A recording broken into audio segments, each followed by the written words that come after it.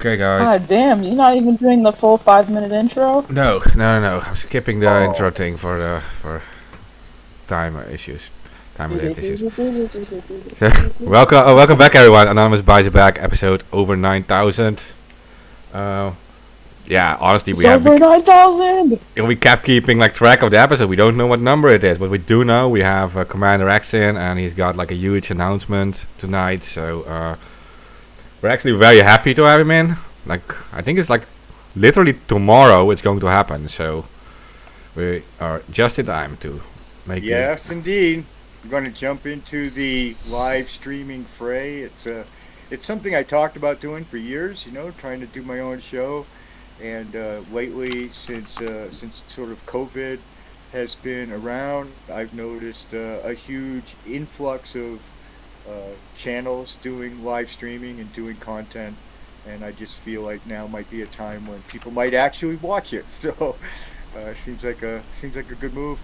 Mark is going to be one of my guests tomorrow. Certainly, I haven't had a chance to ask Tyler, but he's certainly welcome. Steve is going to be on with me, and our theme is just going to be we're going to call the show "Friends of X Fireside." So just kind of casual, sitting, get my feet wet again. Going to help ease me back into the meat grinder known as online content provision,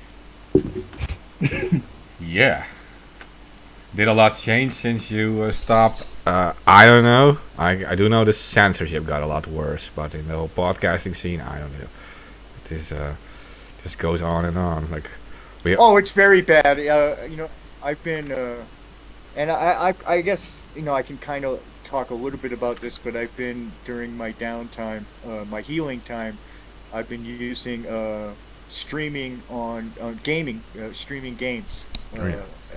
A lot like Chelsea Manning. In fact, she inspired me to give it a try, and so I've kind of still had my feet wet. And even within the gaming genre of streaming, it's become so horrible that streamers everywhere in the genre are paranoid to say absolutely anything that might jerk Twitch or jerk YouTube the wrong way and get their accounts canceled. Of course, a lot of those guys, they make their living from doing that. It's not my personal approach to it is to try to make millions, but there are guys making a living off it. A substantial amount of income is on the line for these cats, and really all they're doing is playing games. But one politically incorrect phrase, and the next thing you know, you've lost your entire living, can be gone literally in a flash of an eye. And I think something needs to be done to protect people from that sort of arbitrary, like what happened to Mark. I couldn't believe I couldn't find it. I logged in today for the first time in a year on Twitter, and Mark's Twitter is gone. I'm like, what the fuck? What the hell is going on here, man? And yeah, it's just gone. No just explanation, nothing. right, and that's the thing. And then you are silenced, and it is a very effective silencing. The unfortunate thing is we've all known this for years. In the early years of Anonymous, we didn't want to admit how powerful Twitter was. But we all knew, mostly because we had plenty of freedom back then, so it didn't really matter. We could say what we wanted on Twitter, but nowadays people are very terrified. And me and Steve were talking about it, and I think it's a really sad state of affairs that they both A, have us by the balls like that, and B, are actually arbitrarily just bouncing people, platforming people. I warned about this. I released a statement even during my my downtime or whatever. I gave Nat a statement, and I said, here, tweet this link out. And I was very clear that I think that this problem begins when you start sanctioning and cheerleading for other people to be censored. The minute you start clapping your hands because all of these Trumpites and all these Trump folks and these conservatives, they're all getting bounced from their platform. The minute you start applauding for that, you are literally applauding for your own eventual doom. Because it's always going to be the case that once they get away with that, they're going to come for any speech that is disruptive or that they don't like. So I still really feel strongly, and people hate me for it. They absolutely hate my stance on this, but I really feel that the deplatforming, even of the most egregious offenders, it serves absolutely no purpose. They'll find another platform to talk to their own people, and meanwhile, what you've done is you made it so they're hidden. You made it so it becomes they all creep into the dark corners of the internet, and we'll never be able to ferret them out. I like my evil right out in plain sight, where I can take a look at it in the eye and then deal with it however I choose to deal with it. But I think that pushing all of that movement, all of those really freakish people, I agree, into the pushing them into the dark corners of the dark web. That's not going to serve anybody. I mean, that's just going to push it underground and make it harder to deal with. Well, but it also it adds the element of they get to hold up a bad guy and say, "Look, we got rid of the bad guy," while at the same time they're silencing, tens of thousands of activist voices that are legitimately trying to get the word out about some heinous shit. For example, when Alex Jones got deplatformed, over 10,000 pro-Palestinian Facebook accounts got taken out. A bunch of the Standing Rock pages got taken out.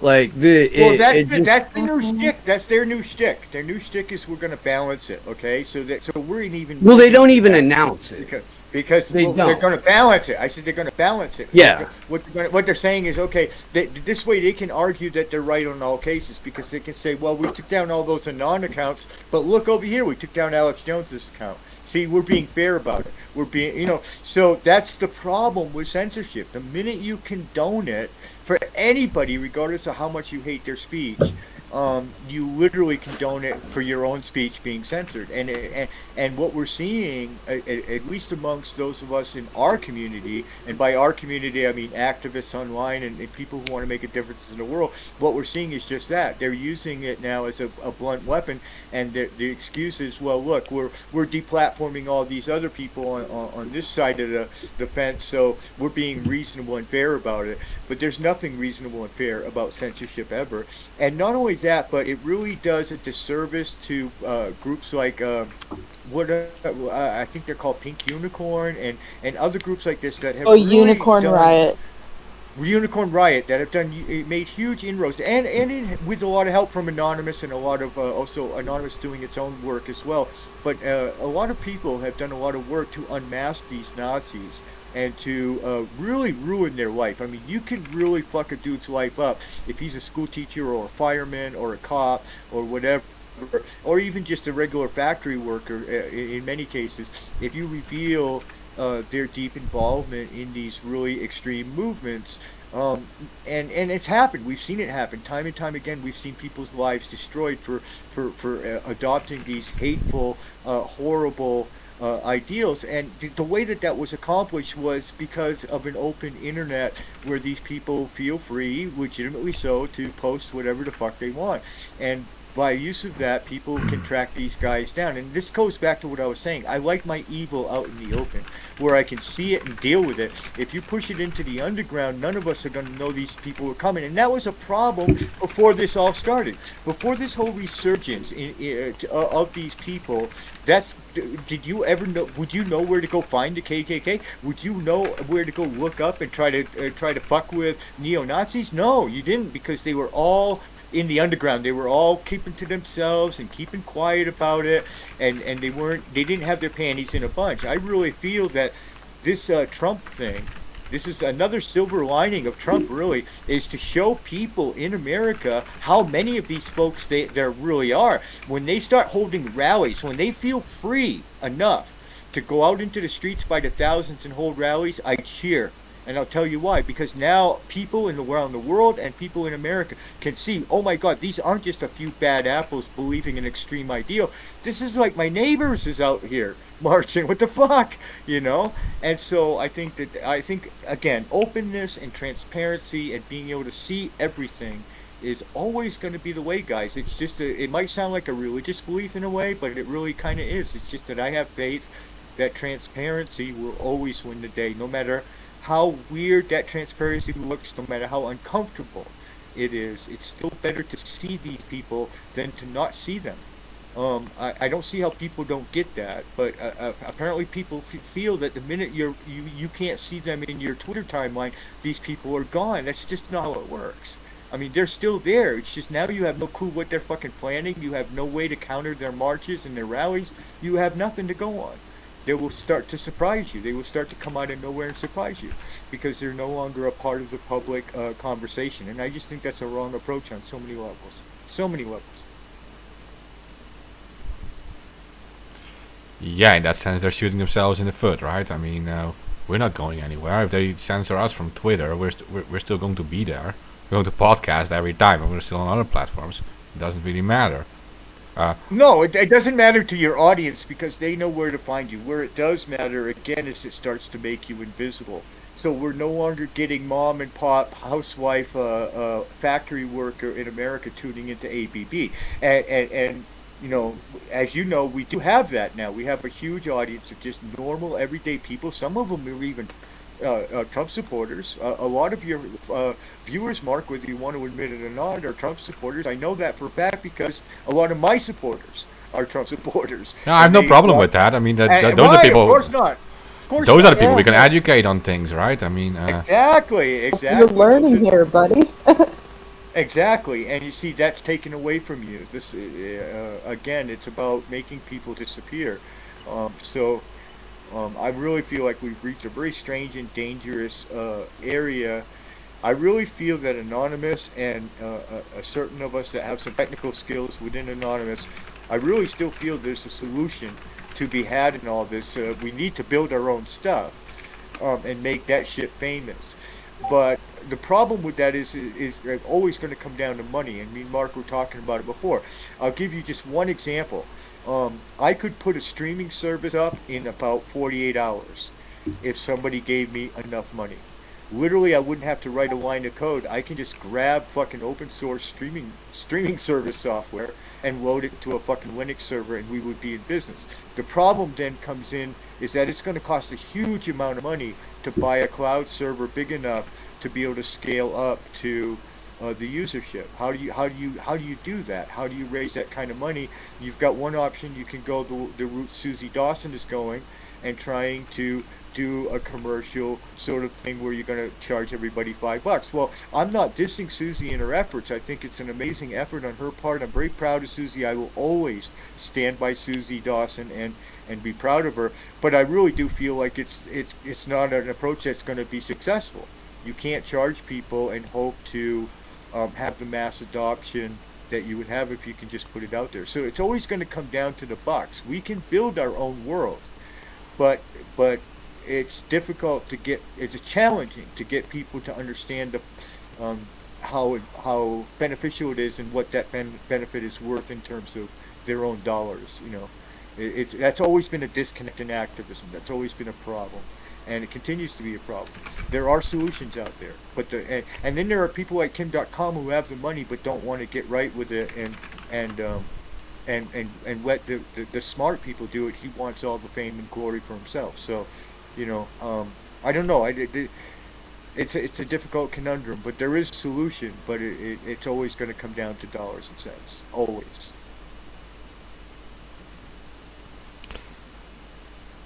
hey, and on that note, you are starting something new, right? And that is what are supposed to talk about Yeah. tonight. I mean, there's a Yeah, big thing I'm gonna- happening, right? I mean, Well, I of course I announced on Twitter, Nat this morning, the head of the Friends of X committee down here, the group of Mexican activists who have been supporting me completely, guys. I mean, literally everything that needs done in my life. My bills are even prepaid. I don't even open mail or pay bills, guys. Everything is taken care of for me.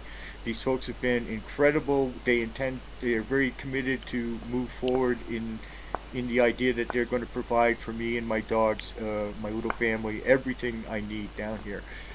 So this morning, Nat dictated to me her last tweet, as some people know, but not everybody now. I think some people have come back and didn't realize, but I did not have command of my Twitter account. I had turned it over to Natalie and the Friends of X to help raise the funds for that very great generosity that they've shown towards me. And they've been utilizing it for that and some free, a little bit of free Julian stuff, which they had my permission to do. Okay, guys, hey, I'm streaming. Thank you. Um, and so she sent the last tweet out thanking everybody who have been incredibly supportive of their efforts to take care of me down here and then turn the account over to me. And it was quite an amazing moment. I wasn't sure what to tweet first, so I was just like, fuck the IDF, fuck the Colombian police, and fuck the Myanmar Junta. Now let's get to work. And that was my first tweet. That's a great place to start. That's my first tweet in almost a year, guys. It's been great actually to dive back into it, to see everybody again, talk to everybody, and to be a part of it. I want to make sure that I don't bite off more than I can chew, so I'm going to commit to two things. I'm going to commit to taking my Twitter account back over and doing that. Everybody who knows anything about me knows I'm pretty decent on Twitter. And so also I'm going to do a weekly video show, a streaming show like Steve and Mark and everybody else have. I don't know what they call them now, but a live stream, I guess, is best description. Starting every Saturday, starting tomorrow, from noon until 4 p.m. Central Time, and we're going to have guests for hopefully for my first guest next Saturday. When I start doing it like for real, when I actually start having real guests and everything, we're going to have Keith McHenry, hopefully, founder of Food Not Bombs. We haven't confirmed that yet, but I'm almost certain Keith will say yes. And Oh, he will. I got a yes by text, but I haven't got to talk to him yet because I didn't have 3 hours. but so that's what we're gonna do next week. This week, the first episode, I just wanted to get my feet I just want to get my feet wet, and also, to be honest with you, I missed you guys, and so I want to be with my friends. It's a little bit Aw. it's a little bit unnerving to step back into this particular spotlight again, after so long of having my privacy and not having to think about certain things. So it'll be nice to just have the support of my friends around me. And we're going to call it the Friends of X Fireside Chat. We're just going to, in fact, I'm going to put a little crackling fire down in the corner of the stream. And so we'll have like a real fire. And we're just going to sit around and talk about whatever crosses our mind. I suppose we kind of got to mention the fact that they released a motion picture documentary of my life, which is sort of unusual and weird, right? So we'll talk about that, but we just talk about whatever we want to talk about and get used to it. And then starting next week, next Saturday, we'll get serious and get to work, and I'll start having some guests on. I really feel like I want to get people on that that really deserve a movie a lot more than me, and that's Keith Henry is number one on that list of people who 100 times more than me deserve to have a documentary done about them. But so many people that I talk to, especially in Anonymous and just in the movement in general, you say Keith McHenry and they don't even know who you're talking about, and that just really chaps my ass. That the founder of a global movement, Food Not Bombs, who started the entire movement with a piece of cardboard that he wrote "Food Not Bombs" with magic marker on, and then tied it with fucking string to a grocery cart with a 5-gallon bucket of soup in it, and that was Food Not Bombs. That's how the entire movement started. Him pushing that cart through fucking Golden Gate Park, and now there's like a Food Not Bombs. Ooh, Tel wait. Aviv. There's a Food Not Wait. Bombs Gaza. There's a Food Not Bombs Tel Aviv. I mean, there's literally Food Not Bombs in every city in the world now, and it all started from that wonderful man pushing a single grocery cart with a handmade sign that said He Food Not Bombs. he started it in Boston in '84. Okay, pushing it through the park in told the Boston. story a couple. He told the story a couple of times. It was performance art originally. They wanted to make it look like Reagan had just gotten back in office, and already there were soup lines in America, and so they had they staged a soup kitchen. They went and found like a couple of dozen homeless people, and they were like, holy shit, this actually needs to happen. Yeah, And that's how it happened. And when he got out to San Francisco about 5 years later, he did the shopping cart thing, and it went from that to like 900 days right of across arrest from for McDonald's. feeding Right the across from homeless. McDonald's. He would go right to the end of the Golden Gate Park where Haight Street begins, and there's a McDonald's there.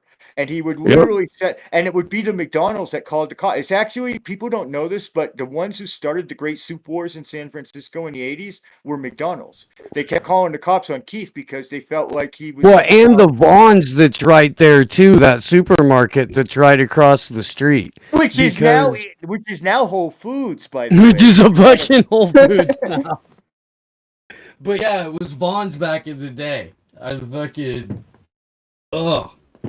little assholes too. The one thing I do remember is I didn't get arrested a lot with Keith. I wasn't really part of his movement. I was just there helping out whenever I happened to be in town. I was a deadhead. It wasn't anything serious with me, so I don't want people to think that I was, some big part of the beginning of Food Not Bombs. But I did get arrested with them guys.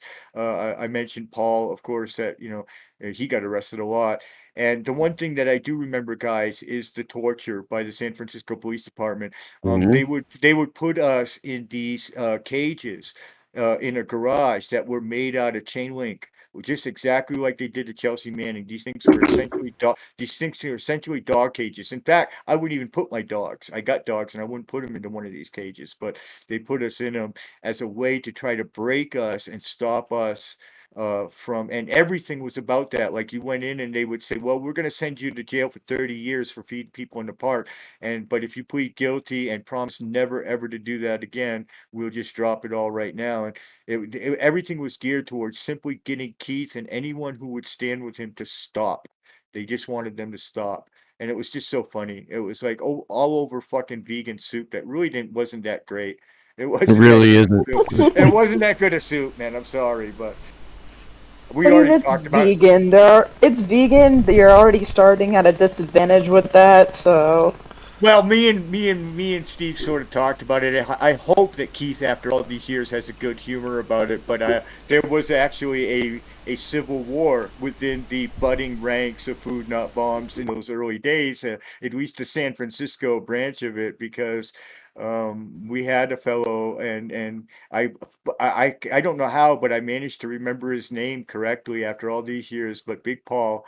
And I remember actually helping him one day go to a Vaughn's and go into the dumpster, and we recovered 140 chicken breasts. And we immediately, and by immediately, I mean within 15 minutes, we were lighting the logs on fire in these big barbecue pits that they had in Golden Gate Park. Back then, it was a different world. Yuppies and stuff could still go camping legitimately in Golden Gate Park, and they couldn't stop the homeless people from using those same facilities. So we went and found a big giant barbecue pit all set up, and he just literally started cooking chicken right on the spot and handing it out. And Keith was fucking livid. You know what I mean? And partly because Paul was also, he was using the term Food Not Bombs. It wasn't necessarily thought of back then, or even really now, as being like owned by Keith or anything like that. It was all kind of, and so Keith was very livid. But when we served the chicken, but I loved Paul because I was a meat eater, and so he would keep me alive. You know what I mean? He would be the one to always be out there in Golden Gate serving the chickens and the meat. But those were heady days. The 80s were funny protest days. We had the anti-apartheid movement going back then, which is so parallel to, not in its exactitude, but in so many ways parallel to the Black Lives Matter movement. And not because it's dealing with black people either. That's not my point. It's just that there were a lot of parallels to that struggle. And everything was so old school. We had no communications gear. I mean, we actually, my little group that I traveled with at the time got famous for inventing a backpack FM radio station.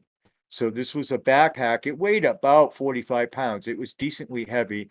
But it had a big antenna that came out of the top of it, and you just basically put a microphone clipped to your lapel or clipped to your shoulder, and you ran around and you could broadcast on any FM frequency. And what we would do is we would pass that out when we did the protest flyers and stuff in tiny, almost unreadable little print at the bottom, we would put, pirate station and whatever frequency we had chosen to use in that city or for that place, and we would run around. One guy's job was to not get caught. His job was to not get arrested and simply run around the protest with that backpack on his back, and everybody would have their transistor radios, these goofy, they called them that, transistor radios, these little handheld like FM radios, that were still like, that was the way people communicated back then. And so we would do that and became quite famous for it. Really, we started a lot of, we really inspired a lot that came after that, a lot of pirate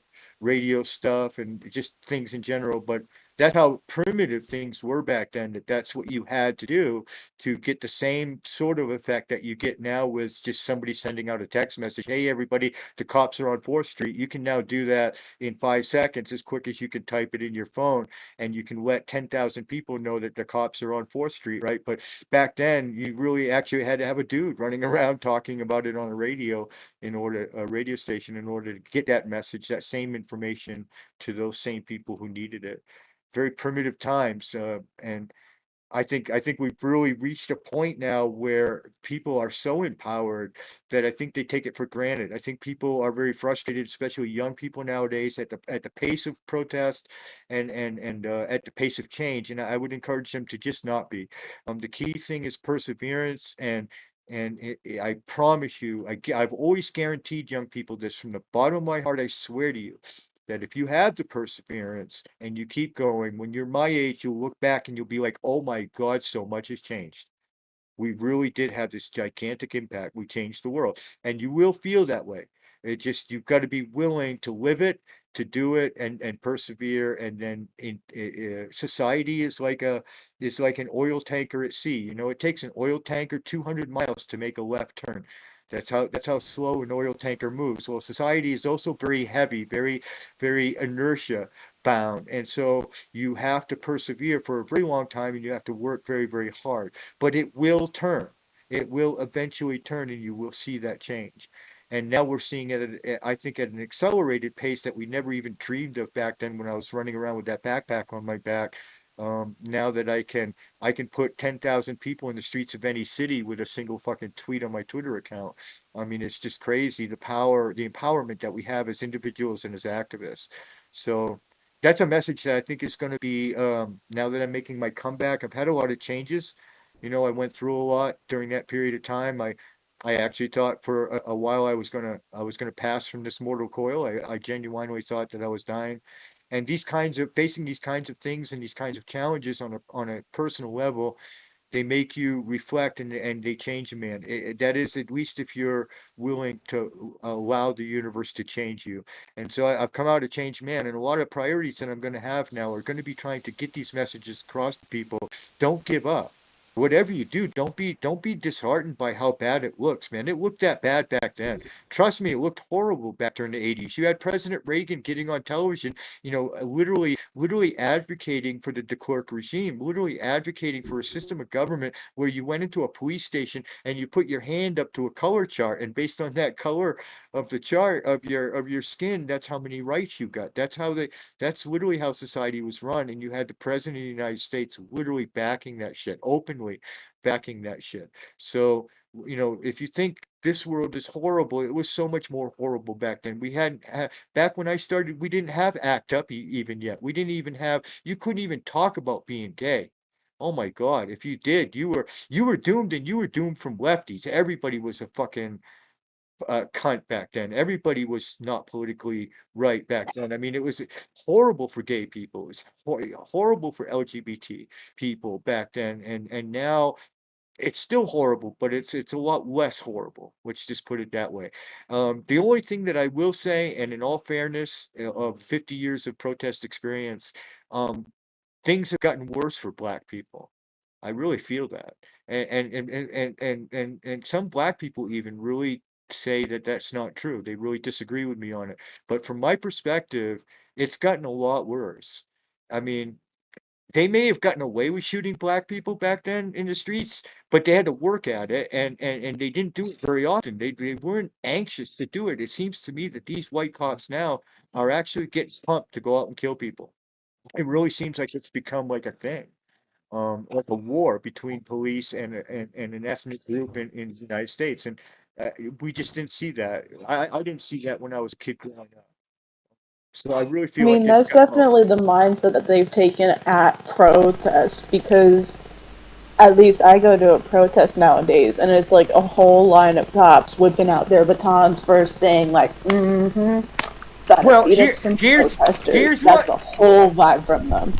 Glory. Here's what's interesting. Here's what's different about that than back then. Back then, there was honor between us and the cops. And they would come in and they would actually talk to whoever was the guy with the bullhorn or whoever was the guy that looked like he might be or gal that might be the leader, right? And they would tell you, okay, look, man, you're going to protest until 8 o'clock at night. You can do anything. You can throw water bottles at us. You can fucking climb the trees. We don't care. But when we give that dispersal order at 8, the sticks and the guns come out, and that's fucking it. And they would allow you. It was understood. It was part of a sort of a social contract that at least during daylight hours and for a certain amount of time, they're going to act civilized and behave themselves and let you get your message out. Nowadays, it's astonishing. If I were to announce, if I were say I were in the USA right now, and I were to announce, "Hey guys, I'm going into Boston Commons or I'm going into Golden Gate Park, and I'm starting to fucking Occupy again. I've had enough. Occupy needs to be revived. I'm starting Occupy Golden Gate. Everybody join me." They would. They would. I have Twitter, right? So they would, right? But the cops would be waiting there with the sticks and the guns out before we even got there to set the tents up. That's what's different. There is not even a microcosm, not even a pretend that we're going to respect your rights for a minute kind of thing. Now, that's gone. It's now just straight to the minute we see you in the street with a protest sign, we're going to shoot you with a rubber bullet, gas you, and arrest you. And it's like zero tolerance, just beyond zero tolerance. It's just like insane. So, at least back then, there was a social contract that said that, they would allow a little bit of every protest, no matter how much they hated it. And then they would decide arbitrarily, and then it became the sheeps and the goats, right? The sheeps went home, and the goats got out their bandanas and their Molotov cocktails, and then it became a different kind of party, right? I mean, the street battle was staged though, and it was timed. We knew it was coming, but we knew that we would have a certain amount of time with which to get our voice out. And nowadays it seems that the only people who get to do that freely are, no offense, but it's white folk. I mean, look at January 6th. I mean, I couldn't believe the way the cops tolerated that. They just completely backed off. They were opening the doors for people. It's ridiculous. So again, it just shows the white privilege. If you're a pure white folk out there just doing something that the cops like, they'll tolerate it. But if you're out there with any kind of cause that it goes against the establishment, then you get shut down. But the zero tolerance now has reached and that's part of what my case is all about. As far as I'm concerned, my case is the virtual equivalent of that. It's them coming after me with millions of dollars to manhunt me, millions of dollars to prosecute me for a 30-minute sit-in at the county courthouse. That's what it amounted to. We took the front page of the county website down for 30 minutes. We even told them when we were going to do it and exactly how long we would do it for. We were as polite about it as you could possibly be to make our point. And now I think I'm currently up to about 72 months. That's Stanley Cohen, who's a very famous activist attorney, once spent a couple of weeks breaking my case apart to give me an estimate of the best he could ever possibly get from me with all of his connections, and they're considerable. And he came back with, even after talking with some U.S. prosecutors, and he came back and said the least you're ever going to do if you come home is 72 months. Add that up, guys. That's a lot of years in prison. That's a lot of fucking years in prison. You know what I mean? For standing up to the man in little old Santa Cruz County. So, for a bunch of homeless people. For math. 72 months for math. Yeah, pretty much. Well, I mean, that's really what it comes down to. The way I see it, DDoS is different than a sit-in. In fact, I don't even equate it to a sit-in. I actually, when I get down to really arguing the nits and picks of this sort of argument, I actually disagree with the fact that it's equated to a sit-in. That's a common thing that Bela Coleman started, and it started in Germany when the German government actually found that it was a case of a virtual sit-in. But I disagree with this, because if you really break down the physical analogy, what it's really like is if I went down to the county courthouse and where there's a sign in front that says this is the county courthouse, and I put a blanket over the top of it. Yeah. That's really what it's like, because nobody was denied access to the rest of the site. So you can't equate it to a sit-in, because if sit-in would have blocked access to the building, the entire county government function, right, to people. But we didn't do that. You could get to your taxes, you could get to everything. The only thing that was missing was the front page. It was strictly a symbolic takedown. And so it's what I did was much more, and what many of us did back then was much more equivalent to simply throwing a blanket over the sign that's out front of the county courthouse, rather than the common analogy that's used, which is locking it down, a bit more of a messy and disruptive process. And to just because it happens across the wires, just because it happens across the internet, it becomes this big terrifying thing, like, oh my God, these people are disrupting the world. They have the power of God. It was so easy, guys. I literally handed out pieces of software to people in Santa Cruz. Like I was handing out CDs. I was like, guys, just fire this software up on such and such a day and just hit the button go.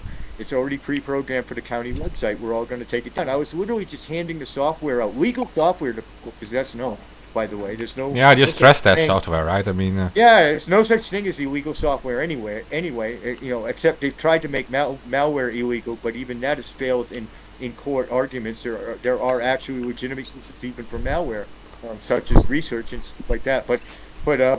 So, it's really, it's been made so much more of than it really was at the time. It's gone to a ridiculous proportion, and the whole basis of my case is that this zero tolerance of any dissent online is as bad as the zero tolerance of any dissent in the streets. We can't allow this to happen, and even more so online, and I'll explain why. It's more important to defend our right to protest online than it is in the streets, and I'll tell you why that is, guys. Because in real life, there is something that it's even a legal concept, but it's also a place, a real place that you can go to right now, in common law, in accepted Western law, called the public commons. Okay, and this is where we tend to protest, right? The streets, the sidewalks, the parks, right? Those are known as public commons. There is a whole sort of long-standing legal precedents and legal debates surrounding around the use of the public commons. Well, the problem with the internet is there is no such thing. There are no public commons. Every single of the internet is owned by companies and corporations and whatever. All you can do is you can build the public commons on top of their private platform, but you still don't really have a public common. There is no place where we all have a right to gather on the internet that nobody can gainsay us. Nobody can unplug us. Nobody can ban us. No, there is no such thing. And so without that concept, without that very important integral component of a public commons, protest becomes exponentially more difficult. I mean, ipso facto, by logic, means that you are going to have to take somebody else's commons and protest on their fucking lots. You're going to have to protest on somebody else's property, so to speak. There is no other alternative, since all property on the internet is private property.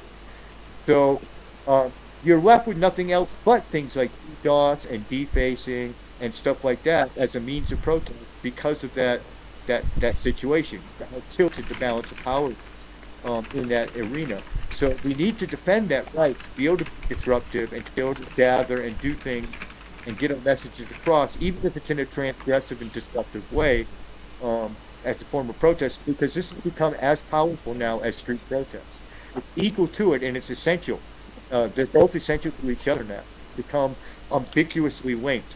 And so we need to preserve that. And I feel like what I did by coming to Mexico, even though the case is only 72 months, even though I could have pled guilty, maybe got left, the idea was to make a point that this is not acceptable, ever. It's not acceptable to send dozens of FBI agents to your house for holding up a cardboard sign in the streets. It's not acceptable for them to send dozens of FBI agents to my house for holding up a cardboard sign on the internet, which is what I did. So in order to make that point, I went to the great extreme of first going to Canada and then eventually coming to Mexico. And to people who see my story on the movie, they'll critique it and they'll go, "This guy went too far. He didn't, that's stupid. Why did he do it over something so stupid?" And I did it because it was the point that mattered. It was the point that we had to stand for our right to be unmolested and be able to protest even disruptively on the internet. And I think that message has gotten across. I mean, I've given about 400 interviews since I've been on the run from the FBI. Not too many fugitives in the history of law enforcement have ever done something like what I've done. I mean, it's really kind of, in a way, sort of historical in the sense that I've been so transparent and so open about this run from the FBI and while I was doing it. I think that's really unique in the history of law enforcement because I don't, even Kevin Mitnick, who's probably the second most famous hacker for being a fugitive, um, really did it in a very secretive way. I mean, he went underground. He disappeared. Um, Very few messages from Kevin during those years he was underground. I was tweeting every single day, hundreds of tweets a day sometimes, Yeah. while literally running from coffee house to coffee house from like 8 different, national and international law enforcement agencies, so intelligence agencies, all of it. Yeah, you And always made sure people knew you were there still. That's just true. That people that was could. part of the point. That was part of Yeah. the point, was to not hide. I'm not a criminal, and that I felt like any other approach would be granting them their argument that what I had done was somehow criminal and deserved all this. And so it was important to me to stay as open, and I took huge risks. And to be honest with you, a lot of people got into trouble. Uh, Famous people, Beulah Coleman, is one of them. They actually went to her and they said, "Look, we know that Commander X is here, and we're going to get him. And you want to pass that message to him? We're coming for him." And that's hard. She's just a professor. She's just she's nobody. She's not even part of the movement. She's an activist by admission, by public admission, but she's just really a little professor lady from fucking McGill University. I mean, come on, who studies hackers. I mean, she didn't deserve that kind of um, you know jackbooted treatment. And now she's literally been put on the same list, Yellow Coleman has, as that famous Petraeus, the famous movie producer who got put on for doing the Iraq movie. That lady, who now she's they call it the 4 Qs. So whenever they search your name to go in or out of the U.S., you come up with 4 Qs in the bottom of your readout and it will even be on your plane ticket. And then they know that that's the people we take to the office, and we copy their hard drives, and we take their phones, and it's automatic. It happens every single time. We don't even need a reason. You're just on the QQQQQ list or whatever. So, she put up with a lot because of her association with me, and a lot of other people put their necks on the line to associate with me during those sort of heady years of my run from everything. And a lot of people, got hurt. I mean, the FBI is, in my family, we won't even talk about, because everybody knows that's a rule. We don't talk about my family at all. But even my family paid, and all of my friends, all of my close associates that they could get their hands on physically, paid a dire price. Wherefore are they any different? We hear about people in Myanmar getting rounded up because their cousin was protesting, right? How can the United States claim to be any better than that junta when they're out fucking knocking on my friends' doors because of what I did? Friends that they know had nothing to do with it. Friends that they know didn't even know what I was doing. My family didn't even know what I was doing. Those people back in New England where I grew up didn't even know what the fuck I was or what I was doing. They had that little to do with it. But you're going to go knock on their door. You're going to stay parked for days in front of their houses and intimidate them and do that jackbooted shit. That's fucking Myanmar junta shit. How is it any different other than maybe you might end up dead? I mean, they haven't quite come to that yet, sending people home dead in boxes from associating with me. But, I mean, how is it any different if you're going to randomly target? What happened to the Constitution not having guilt by association? You know what I mean? You're supposed to even be able to associate with me and not be guilty, much less associate with me and not even know what the fuck I'm doing, right? I mean, and so I think that the FBI has really gone off the deep end with chasing, especially the cyber activists. It seems like we really have their ire. They're really terrified of us more than anybody. It really likens, and I say this in the movie, I make a lot of comparisons because Steve will get a kick out of this, but he's well aware of this, and I think he's also, at least to a certain extent, well aware of my history. But I've been very unashamed about it in my books, and much more so in the movie, my association with ELF and ALF. And people have often asked me, well, God, dude, man, running around setting shit on fire? I mean, that's kind of crazy. Well, first of all, as many people, and especially some of the leaders of that movement have pointed out, not one single living creature ever died in any of those fires. And we went to great extent and great risk of our own part to make sure of that. Second of all, it was shock and awe. It was theater. It's a lot like what Steve said with what Keith was doing, only just a little bit more dramatic. It's kind of taking it to the next level. But it was great theater, and the way that people took it so seriously, like we had lit a nuke off or something, just it made it all the more. We were getting that message out. You know what I mean? And so I really see Anonymous's history as doing that same thing, but without the messy fire part, right? And we don't have to clear buildings ahead of time. We can just raid your server, burn it, and it's amazing to me. But it has the same effect on people. They're completely freaked out, like, oh my God, the fucking sky is falling. And so we get the same effect, like I said, without the danger to ourselves and to others, and without the messiness and all of that shit. But their sentences are about the same. I mean, they sent the one leader of ELF. They sent him. He was from Santa Cruz, and they sent him to prison for about 12 years, and that's about what a lot of cyber activists are facing. Jeremy Hammond did 10 flat. He did a decade flat in prison. So we're in the same range of what they were willing to give out to people that, again, they considered the most. ALF and ELF, I'm sorry, at the time of its height of its activity when I was involved with it, was actually the President of the United States went on television and said it was the most dangerous domestic terrorist organization in the United States, which was laughable to us because we didn't have any guns, we didn't have any, we were just going around burning empty fucking buildings for the fun of it, and you know, kind of no different than having a big bonfire, really. A lot of these places were in the middle of nowhere.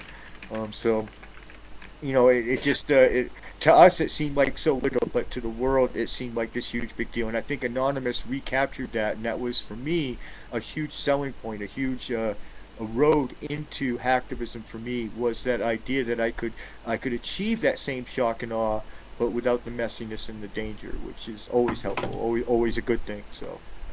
X, when we were chatting earlier this afternoon, just bullshitting and catching up, we were kind of drawing some parallels between what's going on in Gaza now and what you guys were up to a decade ago, and there's some deficiencies this time around, and I was wondering. Well, we need more people. We need more hackers. First of all, you know, I encourage people to read Dark Ops, not because I need the money. And I guarantee you, if you tweet at me, and Steve will back me and Mark will back me on this, if you tweet at me and need a copy and you can't afford the $2 I'm charging, I'll send you one right live on Twitter. I'll make sure you get hooked up. Actually, did the same to me too. So yeah. Nobody has ever been denied to read my books. So first of all, if you're listening to this broadcast and you really want to read these books, that's true. I read it for free. There are a lot of people who guilty. don't have $2. I'm not even making fun of you for not having $2. I'll sell it to you for $1. There you go. Hawk them after you get them. You know, undercut this motherfucker. Make enough money to eat. If you can make money to buy a meal for yourself off pirating my book, you have my complete sanction. But anyway, read the book. It's got a very thorough review of Operation Israel in it. First of all, it was amazing for a lot of reasons. It was amazing because it began, as so many of these ops begin, with a wonderful butterfly moment of a 15-year-old Palestinian kid coming into a anonymous IRC chat full of OGs who just by the sheer coincidence happened to be sitting around that night with nothing to do, and we were telling war stories about the Arab Spring. because we thought like we were OGs and the Arab Spring had been a whole 3 years ago. It was like ancient history, right? In Anonymous by then, everything was moving so fast, right? So we're literally like being assholes and just bragging about shit that like literally wasn't even, the dust hadn't even settled on, as if we were heroes. And that was partly because We Are Legion made us feel that way. It had just come out at the time. This 15-year-old Palestinian kid who had been sent to us, somebody told him, hey, I suggest you go ask them for help, and here's the IRC. And he popped into the channel and he was just like, hey, is this anonymous? And we're like laughing at him like usual, like, well, no, it might be, but you can go over to 4chan. And we're all just trolling him and everything and giving him fucking a hard time, right? And he's like, well, I was told to come here and ask for help. I'm in Gaza. And now all of a sudden you can kind of hear a pin drop in the IRC, right? Because they're like, yeah, really? And they're like, he's like, yeah, and they're planning on turning the internet off in Gaza, and they just dropped leaflets detailing how they're going to turn our internet off and bomb us. And one guy asked the question. I remember clearly one cat asking, "You mean they literally said on the flyer they're going to turn the internet off?" And he's like, he's not even talking about the bombing, which was typical of Anonymous. I often gave interviews and told people, you know, Anonymous will ignore, you know, 100 atrocities all around the world, but if you dare to fucking take down a meme or turn off the internet, we'll be like, the hive will be enraged, right? So we're a funny group of people. What our priorities are, we're ignoring the bombing part and we're just focusing on. And so somebody said Pixar, it didn't happen. That was inevitable, right?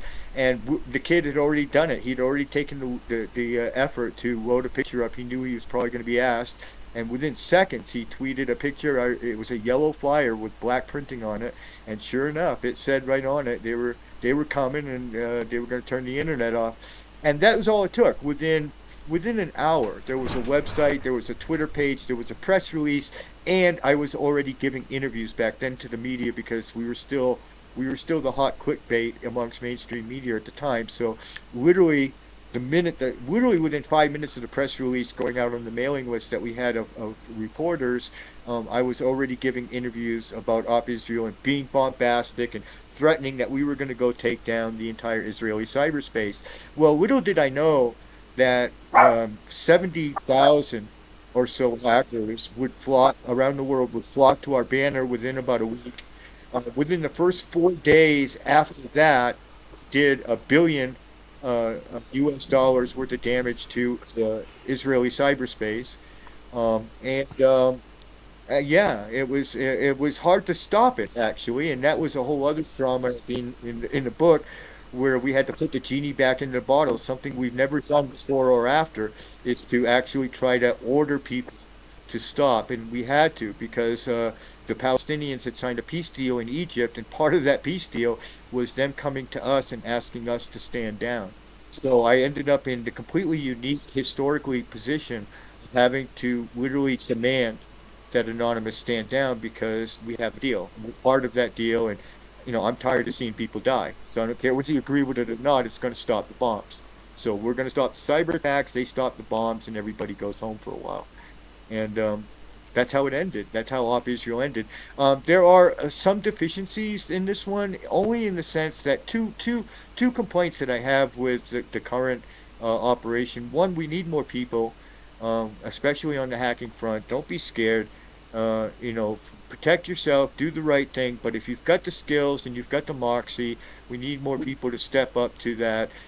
It is a technically challenging and also somewhat dangerous part of what needs to be done, and so people who have it in them to do that need to do that. People should be aware that there's danger and not do it if they feel like that's a thing. But we need more people in the op. I think we got about 10,000 hackers now, and that's just a guesstimate based on what I'm seeing, the number of sites that are coming down, and that's a pretty large number from what we've seen in the last few years. But compared to what it would take to stop the Israeli army. And that's the moral of the story, guys. The moral of the story is Anonymous made history with that original op. It was the first time in human history that anybody has ever used pure information. Nothing but ones and zeros. No guns, no nothing. Nothing but keyboards, guys. And we were able to stop a determined kinetic army. And they stopped because of the damage, the money that was the dollar damage. Israel, more than any country in the West is super dependent on their cyberspace. That has to do with their size, the size of their economy, but also the size of their geography. It's just the nature of the way Israel is set up that they are super dependent on everything cyber. And damaging that is a super powerful way to get them to stop doing something. So I would encourage the current Op Israel people, get more people on board, keep pressing, and know that what you're doing makes a difference. You can get them to stop if you can just get that dollar damage up there high enough. That's really what it's all about. But they will stop. They actually care about only one thing more than killing Palestinians, and that's money. And so hit them in the wallet, and you will stop that bombing of Gaza. This time the same way we did it before, and it will always work because they will forever be dependent upon that, and you will always be able to punch them in the balls and cyber wise. So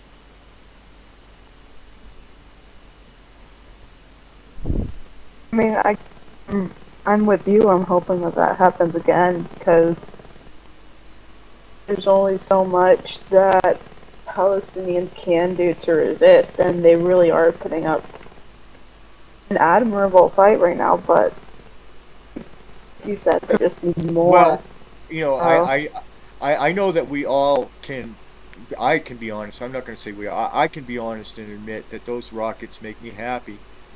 And the guys that are Oh, out there, me too. the guys that are running out there into the cornfields to light those things off are taking a huge risk, right? Because they can easily and quickly be targeted by very high tech munitions. And if they don't get out of that wheat field fast enough, they're going to end up dead. And I'm sure a number of rocket launchers are already amongst the dead. But here's the thing that I want people to remember, because I know these people personally. I have had deep personal relationships with them, and America owes them a great debt, and that's the Palestinian hackers. And I would encourage everybody to keep them in your thoughts and minds, because they will target their apartment building and kill everybody in it if they get that IP to that apartment building and find out. They will. They will. And a lot of these mysterious ones, the ones that you see on the news where it's like, oh my God, no warning, no nothing, and they just targeted this apartment building. Are they crazy? I will bet you dollars to donuts over half of those. Over half of them, guys, because hacking is very popular in the Gaza Strip. Over half of them are hackers that got in and were in, and they literally killed them while they were actively hacking Israeli cyberspace. And that's how brave these guys are, because they know that can happen. They know that the minute they log in to do what you and I, as a non-smart, take for granted, DDoS something or deface something or anything like that, they know the minute they fucking connect to the internet, that missile could literally come through their fucking bedroom window any second now. And that's guts beyond guts. We face arrest in the West, I have exile in my case, that kind of thing. But imagine, having to worry about the minute you fucking log in to your VPN and start your work, that the missile could be coming through the window. And it was really Obama who opened the ethical window to Israel and to other countries to do that. Obama came into office and said that he would be open-minded to missiling a hacker, to actually using kinetic force against hackers. Hillary Clinton called for the missiling of Julian Assange, and then sure enough, a hacker that Mark knows, and I know, we both knew him personally. He was originally part of Anonymous. He made the big mistake of becoming a hacker for ISIS, and I'll grant you that wasn't the greatest career move in the world, but they sure enough, they missiled him in an alleyway in Damascus, Syria. Yeah, so for nothing else, he wasn't even carrying a gun for ISIS, and in fact, ISIS kind of thought he was a joke. You know what I mean? They really didn't even take him seriously. So Yeah, because when they went there, they went there to just fight with the rebels for freedom, and then gradually became like part of ISIS things. And like you're saying, that ISIS itself probably didn't take them even that seriously, right? No, they didn't. Nobody did, and it's funny because they really sucked him in. They offered him a big fancy title in the ISIS nation or whatever, right? And they didn't have any intention of respecting that, or actually, like having him be like a minister of internet information or whatever it is they made him. They only needed a couple of things done that they weren't able to figure out, and he, stuff that any of us could have gone over there and hooked up for them. And because he was literally the only one over there volunteering to do that sort of stuff, he and like I said, they stroked his ego with like, hey, we're gonna make you a big important member of this group, and he was young and stupid, and I wish that I could have talked to him before that happened, because he was a very promising young man. He's a very incredible guy. I make no bones about the fact that we were close friends. I still don't dislike him at all. I mean, I don't have any. He made one bad career choice that I strongly disagree with, but other than that, he, you know, Team Poison, dude. Team Poison was rocking it, and nobody ever wants to admit that. But for a good stretch of like a year or two, the entire Anon Collective was leaning on Team Poison, especially after some of the big hackers started to go down from the arrests and stuff. Team Poison really stepped up to that technological gap, and they were doing hacks for every kind of anonymous op that there was, not just Palestinian stuff. They were a real powerhouse and real engine of change, and nobody can deny that. They do now, because it's tainted supposedly by one of them ended up leaving and going to join ISIS. But I don't know. I'm again another controversial stand, because now I'm supposedly I support terrorism, according to a lot of my detractors who I support everything bad, Trump, terrorism, you name it, and people just don't get what's really there, what's really behind that. It's people. Oh, they had a legitimate hate against the American Israeli oppression in the region. They were oppressing people who are not able to defend themselves against armies like that, and then it is possible you end up with like a more like, I don't want to say hardcore, like a die-hard group like ISIS that is actively fighting against these people, but having their own wrong motivations, right? In that sense. But that's all the more reason. That's all the more reason why we need to help and push forward and raise up, and not put roadblocks in the way of groups like, say, Anonymous Egypt or the Syrian Cyber Army, or those kind of groups. We need to not detract from them. We need to not call them, well, they're not anonymous. We need to support that, because it can show the young people there that they can be extremely disruptive, extremely effective, without having to go through all the beheadings and the stupidity and the bombs and the guns. That there is another way, and that if applied correctly and with courage, and danger, no small amount of danger to it, but there is danger in planting a landmine too, or danger in firing an RPG at a tank, right? So there's all kind of dangers, right? But it's dangerous, but I think it's a better approach, and I think we should encourage, especially Middle Eastern young hacktivists, to continue with that and be as disruptive as possible, get as many followers to them as possible, because it shows that there is another way. You don't have to follow these extremist religious dudes. You can instead, take a more secular approach and a less kinetic approach to this, and you'll come out just as much ahead as you would any other way. Maybe more in the end. And so I think these groups need to be supported. And that's why I supported, and I forget his name, Mark, help me out, man. I'm having some problems with my memory lately, but the guy that we're actually talking about. You mean Trick, right? Yeah, Trick. So, dudes like Trick, that's why I supported him, because it looked like that's the direction he was going. When he started to make his slant, and especially when he actually moved to the Middle East, I really felt like that's where Trick was going to do. He's going to go over there and get them guys some skills and give them an alternative to ISIS. And instead, he ended up getting sort of brainwashed into them. And so it was, again, it was a bad career choice, but I still feel that Trick in the beginning anyway, he had the right idea, and he had the heart and all of it of a revolutionary. He just made that one misstep that cost him. But it was Obama who promised that. The key point to remember is Obama promised to do that, and he fulfilled that promise. He started missiling hackers. So, when you get to that point, it's really kind of a war. What do you expect?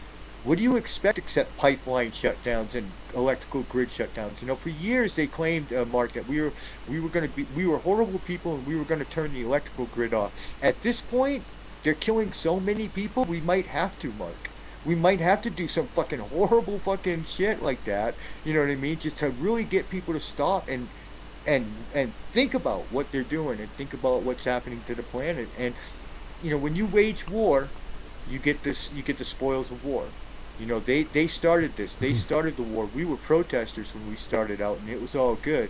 And then they made it into a war, and now you've got some of the smartest people on Earth who know everything about the one thing that runs the entire planet, which is this digital network that everything is dependent upon, but nobody knows how it works except them, except these hackers, right? And you've literally pissed them off to the point where it's like they're just like rabid dogs. They're like a pack of rabid dogs, you know. And I think that this was unnecessary. This sort of escalation between the hackers and because we aren't the bad guys. The bad guys are going to be the ones that start opening dams. The bad guys are going to be the ones that make pipelines explode, not the ones that wipe out their billing records so that nobody has to pay any gas bills next month. You know, that sounds to me like a Robin Hood hack, to be honest with you. It doesn't sound like somebody who's out there, but one day the crazy guy is going to come along who wants to blow up a pipeline, and you're going to look for help. You're going to look around you for hackers to help you figure out where this guy is and how to catch him, and none of us are going to help you. We're all going to sit back and let it happen because you've disenfranchised or imprisoned us all. You know what I mean? There's nobody left to come to the rescue, like in the movie Black Hat, where they go into the prison, right? And they get Hathaway, the Black Hat hacker. They get him to convince him to come out and help them catch the bad guy who wants to start blowing up nuclear power plants. You know, so and he says yes, but guess what? This time people are going to say no. You know what I mean? If they came to me and said help us, I would say no. You're on your own, man. You ran me out of my own country. You figure it out. You know, find somebody else. So they really left themselves vulnerable, the West has, in a position to wage this war against Anonymous, to wage this war against hackers. It was the dumbest move anybody has ever made in the history of civilization. And I think it's going to be a civilization turning moment. It's going to be a pivotal moment because this is where the hackers are going to say, okay, you know what, we're just going to bring it all down. We're just going to wreck it all, and we'll rebuild it. We'll rebuild something new, and it may not be better, but it'll be different. And so you've really reached that sort of nihilistic anarchist point by taking it as far as what we see in Colombia and Myanmar. You know, we were talking about it, Steve, me, and Glory before the show. They're just going to start killing us everywhere. They're going to start doing it everywhere. I mean, America, Canada, it doesn't matter. It's not going to matter. Myanmar, they're just going to start shooting protesters, and this is the sign of things to come. And so at that point, you really have to step up your game. You're going to have to get transgressive, you're going to have to get disruptive, and you're going to have to find those things that can trump kinetic force. Information warfare is one of those few things that can actually stop an army or stop kinetic force. It takes time and takes work, but it can be done. Yeah, well, when you talk about Gaza, you have like one of the most advanced armies in the world attacking young people who can't defend themselves. They can't like fight back with throwing stones and stuff. That's just impossible. But when they get like behind a computer, they suddenly realize they do have some power to fight back, right, and to defend themselves. Well, in the last like 2 hours, Gaza has been subjected to a fresh round of brutal fucking attacks. Like, it's the last 4 or 5 days were a prelude to what is currently happening right now. Well, okay, so let's run over this again then, because it does seem important, and I do have some tips. Okay, there has to be some Israel people out there listening. So let me tell you the things that we did that I'm not seeing, and it doesn't mean you're not out there doing them. Okay. And this is not a criticism, this is just some extra shit that we did that you guys don't seem to be doing. Number one, you've got to find somebody who has a connection, who can reach out to the Palestinian hackers. They can be of a huge benefit if you can just get them in your private Discord channel and talk to them. There are things that they are willing to do and capable of doing that worked really well during the last siege. One of them was rooftop webcam streams. you could, and this was became one of the most popular things. And like the women, the old women and the grandmas, they were the ones who would volunteer to sit with the cam and keep talking on the camera so that the young people could go back to work. So that they would set these cams up on their roofs and you could just see the bombs falling continuously. And that's it. That's all the content was. But then it would be a lady or a lot of times an old woman or man sitting behind the camera and just describing what he's seeing in a very casual way, almost like he's talking to another friend sitting there having beer. Which maybe that's what they were doing. But they would keep the sort of the verbal commentary going as best they could.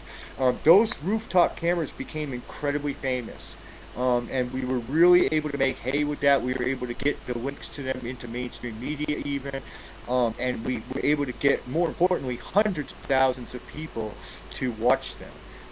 So that's one thing that would be a super powerful tool if somebody could arrange that. But it really takes a lot of this higher level hacktivism stuff.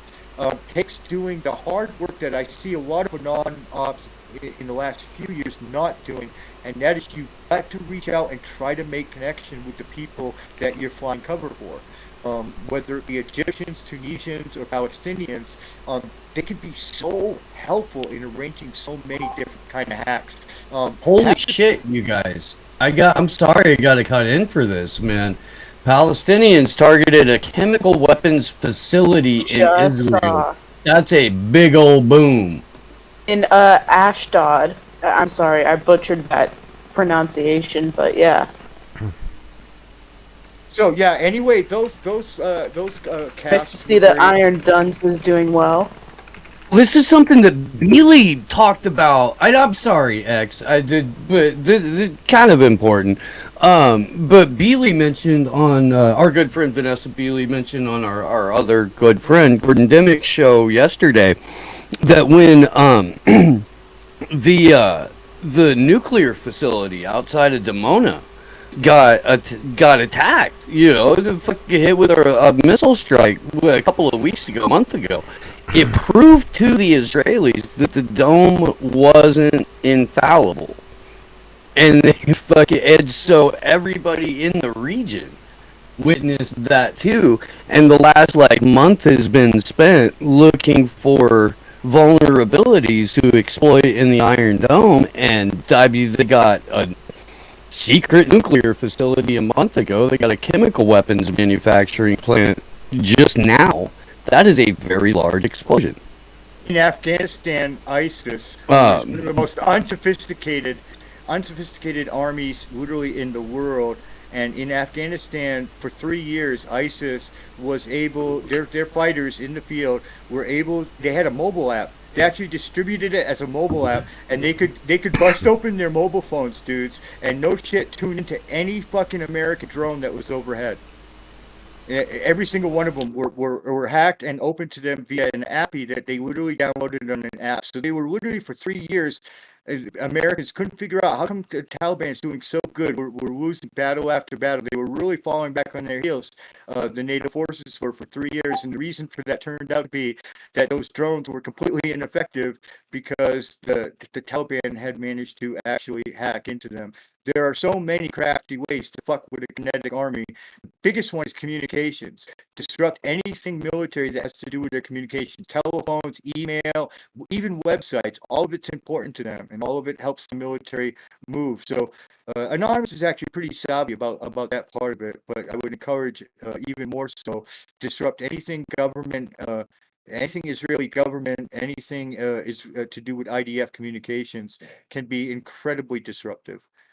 But again, also those rooftop camps, guys, if things like that can be done, and then just in general, the more that you can connect with the Palestinian people, and especially those hackers in Palestine, there are some really neat possibilities that open up that only hackers would think of by having those people, those boots on the ground, and they're willing to do dangerous stuff. They're already literally got their backs against the wall and a gun to their forehead, so they've got nothing to lose. So you can be very bold with them and come up with some incredible ideas. So there's a number of things. I really encourage Anaz in general in all of these ops, Colombia, Myanmar, Israel.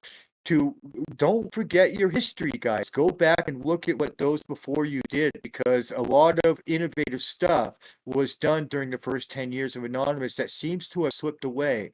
Another big thing that you need to be prepared to do, and this is going to be hard, difficult, and possibly even mean raising money and stuff like that, but you need to come up with a good solid plan for the inevitability that they turn the internet off in Gaza and the West Bank.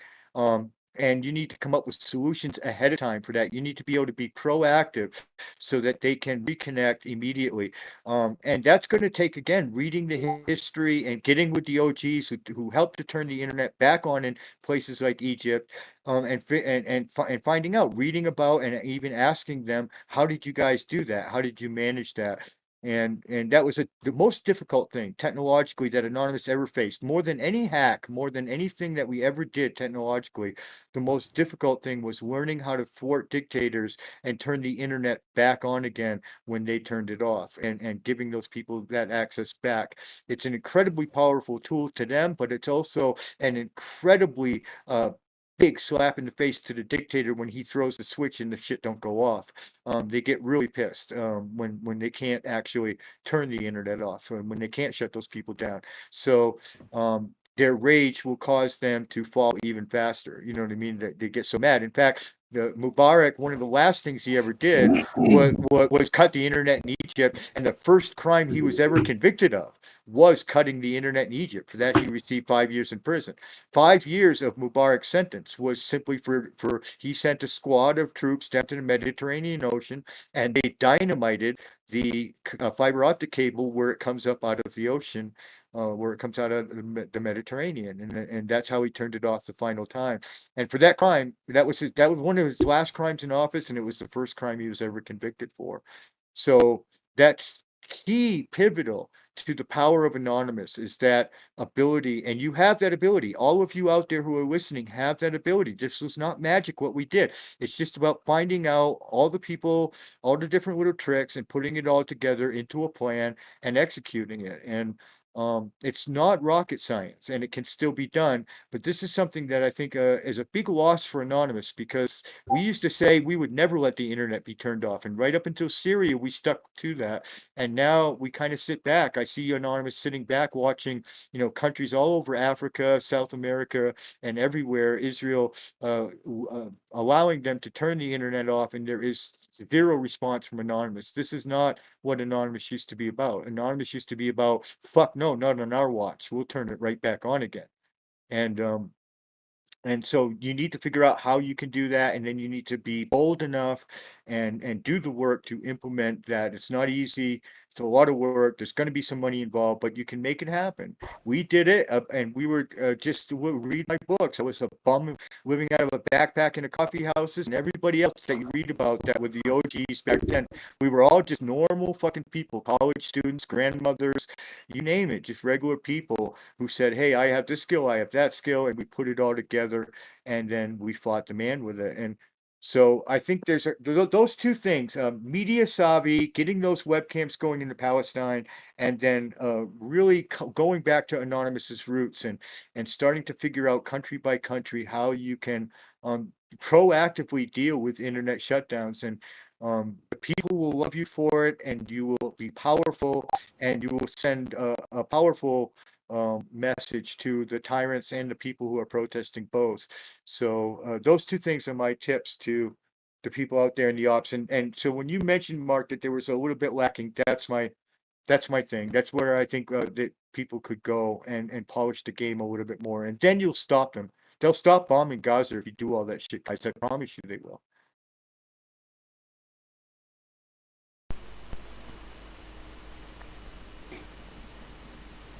Yeah, I'm sorry, dude. I saw Marianne Williamson saying some of the dumbest shit I've ever fucking seen in my entire goddamn life. I don't know which one you're talking about. Had to go ahead and take a shot at the old queen. There. Fucking Yeah. garbage ass. Zionists really are some of the most fucking soft ass hoes ever, honestly.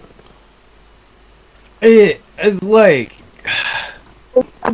I've seen Neymar take more convincing dives. than Yes. Israelis. It's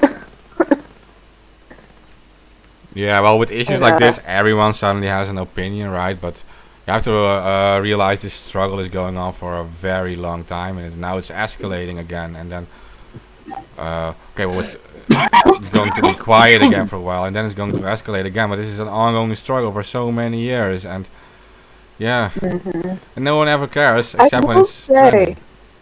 I will say, thanks to, obviously in part the work of Anonymous and helping to show this, but like just journalists on the ground constantly covering this, like the Zionist grasp over propaganda has slipped a lot, because there are a lot more Yeah. people being like willing to call this out, and even people who like don't follow this conflict are able to see that what is going on that what is happening to the Palestinians is wrong, and that they have a right to defend themselves, and you can gauge it from the response of the Zionists, because I just got back to South Florida, and all of them are going, oh, you guys don't know anything.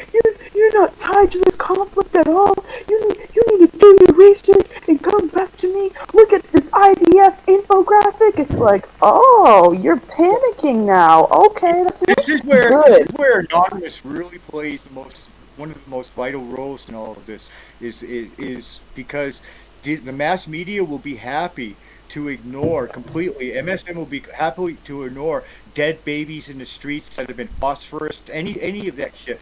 People think that that's the shit that's going to get MSN on board. I got news. MSN cares about only one thing, and that's clicks and fucking money. And so the hacking is what sells. People think the hacking is sexy. People will read a story about Israel getting hacked, and even if it's only one paragraph on the bottom of that story that says, oh, by the way, this is happening because of the Palestinian conflict and the bombing going on right now, that's all it takes. The connection is made, but it's the hacking that can actually put a gun to the head of MSM and forces them, because people love that shit.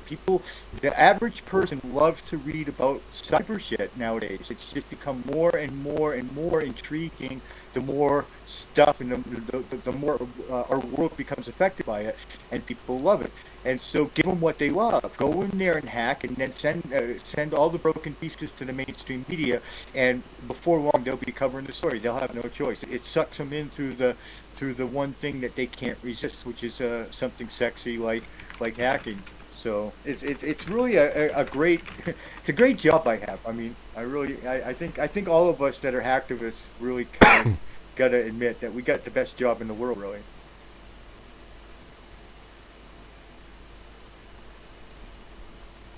Ah, but you're right. It is like that. That's popular in the media now, the hacking stuff. So that works. Yeah. It's That- always worked. It's always worked. That's not even new. That's how we started. We started because they couldn't resist the fucking idea that you could magically reach out like a ghost in the wires and fucking wreck their shit. And that will always be mysterious as long as we live in a world that is code illiterate. It's why we need to teach our children code just the same way that in 1100 AD people desperately needed to teach their children to read, because nobody knew how to read except the princes and the fucking clerics, right? So it's the same exact place in history when it comes to coding. And until that happens, and I want it to happen, I'm one of those people who advocates for it. I don't like being a god amongst, a one-eyed man amongst blind people, who is essentially God, right? If you're a one-eyed man in a world full of blind people, right?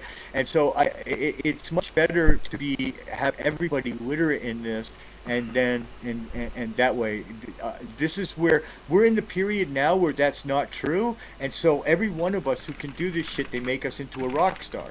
Right, and that's not our fault. That's just the nature of the fact that there's so few people who can reach out that way and be disruptive that way, and so that's no good. I would prefer a demystification of hacking and code literacy be universal than to be in a world where a few of us make all the rules, because they're the bad guys are hacking too. The government's hacking. We're all hacking each other. It's one big mess.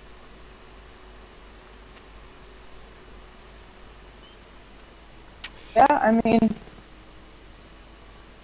I don't know what else to say. No, he's right though. He's right though. I mean, except you're right. in I mean, like fucking me and Steve are code illiterate as fuck.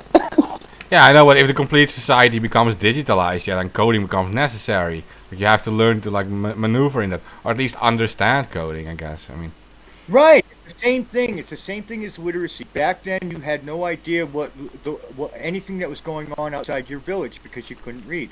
You know, your world was literally limited to your house and the people around you because you couldn't read, and the people who could read had this enormous power um, over the masses, right? And had this enormous power within to operate and to make a difference.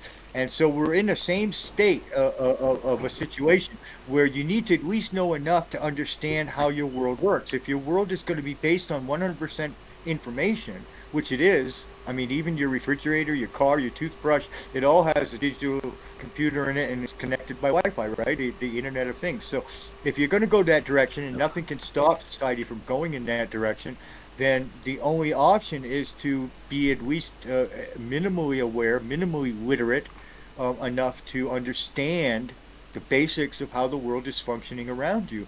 Otherwise, you don't. I mean, if you don't care and you're fine to let the world do whatever it wants. But if you want to be a part of society, you want to be an effective part and an informed part of society, then yeah, you are going to have the minimum basics. I've often told people I don't have any children. If I ever did, a lot of people are like, if you had kids, you teach them coding, right? And I was like, no, I wouldn't even buy them a computer. I'd buy them a box full of the parts that might make a computer, and until the kid could put it together himself, he wouldn't have a computer.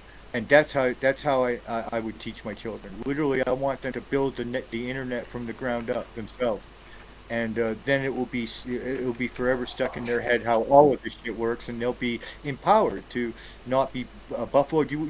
If you had a world that right now that was the world I'm describing, guys, you wouldn't have any of this buffoonery about effecting elections with Twitter and Facebook and all of these massive disinformation campaigns. Some of them can be generally effective. You would not have that kind of people. The masses would not be able to be swayed like that. That would be part of that literacy is understanding how all of that works because it all works based on the backbone of the networked civilization that we have. So, everything would change. People would no longer be able to be manipulated the way they are all over the world with these information campaigns, and people would also have a lot more transparency because they'd have more. The more you know how to code, the more access you have to information in general. It's just that the same as reading. The more you read, the more you know how to read, the more books you can read, right? So same thing with computer. The more you know about how it works, the more information you directly have access to. There are people who genuinely out there have never even heard of Twitter or heard of any of this shit, dude. I talk to them all the time down here. They're legitimate people who are acquaintances of mine in the village down here in a little village next door to where I live who legitimately have never logged in for a single minute on the internet and have no clue what you're talking about. They live in a completely different world, but they also have zero effect on their world, none whatsoever. Which is, again, I think I would prefer the latter. I think I would prefer that people be literate in how their world works, even if it means the demystification of people like Commander X and Kevin Mitnick and all of those guys that are out there doing this thing. I'd rather have that. I'd rather have everybody know how to do what I know how to do. And then you end up with a much more democratic world, and I think you also end up with a much more informed and less war-ridden world because I really feel like the problem here is a lot of these leaders. Biden's never logged into email in his life. How can we have a president who's got his finger on the most technologically advanced arsenal in the world and he literally never has sent an email or received an email in his life? Email makes the world go round. So he is completely locked out of that experience, of that worldview, of any of that. How is this person fit to then run the world? To me, that's really mind-boggling that even exists. So.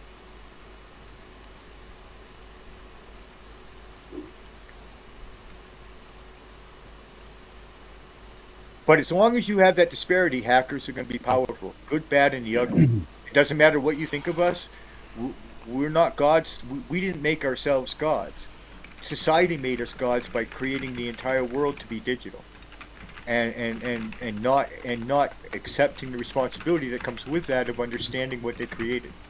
So, in a way, the world literally made the choices that put hackers in the position of being like demigods, being able to strut across the internet, just I'm turning you off, and that's it.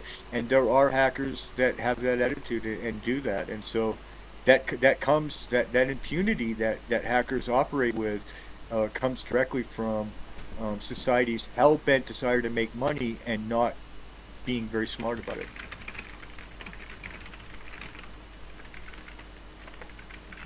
Yeah. Yeah. And I'll reiterate something that that Jeremy Hammond did last week at the whistleblower event. Jeremy said he did a decade in prison because he couldn't keep his mouth shut. And he had to brag about his shit. Well, it comes into that, but also I think that what Jeremy's probably digging at a little bit deeper is he could have just fucking flushed everything except the credit card numbers down the toilet. He could have paid his rent and stolen a few thousand, and then just gone his happy way, and they never would have caught him. I think that's more to the point, is that if Jeremy had just, again, it's about choices. Jeremy's heroism stems from what he did in that moment when he's sitting there looking at his desktop and he's got literally the entire archive of Stratford secret archives sitting there on his desktop. And what do I do? And those choices, believe me, I will tell you, you're always gonna be tempted. When you realize that there's millions of dollars sitting there if you play it the right way, but maybe not necessarily the ethical way, all of it becomes a very difficult and very heroic choice in my way of thinking. And Jeremy's choice was to dump that shit, and that's what, in the end, cost him. And so, in a way, he's making a light-hearted joke on a topical issue, but he's also reflecting something deeper, that if he did just shut his mouth and done whatever he could to profit from it, and then walked away from it, deleted the rest of it, he would have been fine. He wouldn't have done. He went to prison because he spoke out. In a sense, he spoke out with that leak. He dropped that information and said, no, this needs to be seen by the people. Oh, I don't know, man. That's an activist through and through right there, though. I mean, of course. And, I don't know. I don't know if that's the route that he was going with that. Yeah, he also maintains that he was drugged at his sentencing. Now that's entirely possible, because they will force you to take drugs in the jail, and I've seen that numerous times with my own eyes. I've spent a great deal of time in prison and jail myself, and so that's 100%. And actually, they consider that common practice. They drug you before the sentencing so you don't freak out.